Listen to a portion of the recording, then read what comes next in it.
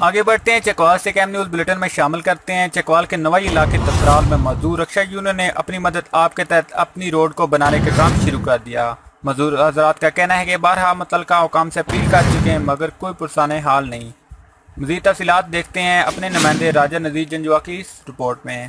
چکوال ضلع کے نوائی گاؤں تترال میں روڈ کی ٹوٹی پھوٹی حالت کی وجہ سے عوام پریشان، رکشہ ڈرائیور بھی پریشان۔ آئے دن رکشوں کا کوئی نہ کوئی نقصان یا کوئی حادثہ رونما ہوتا ہے، جس کی وجہ سے تترال کی رکشہ یونین نے بہت اعلیٰ قدم اٹھایا ہے کہ وہ خود اپنی مدد آپ کے تحت اس روڈ کو ریپیئر کریں، جبکہ ذمہ داران کے پاس کافی دفعہ اپیل لے کے گئے ہیں، کوئی سنوائی نہیں ہوئی۔ اس لیے تترال کی عوام رکشہ یونین نے یہ بیڑا خود اٹھایا ہے کہ آئندہ آنے والے آمدہ الیکشن میں جو ووٹر ووٹ دیتے ہیں وہ بھی احتیاط کریں تاکہ ہماری سنوائی ہو۔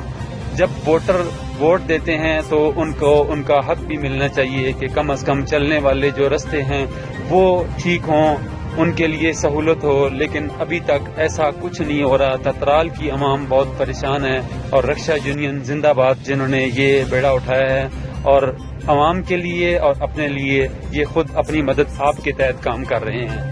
کیمرہ مین خرم شہزاد کے ساتھ Muhammad Nazir Janjua, district reporter FB news Chakwal.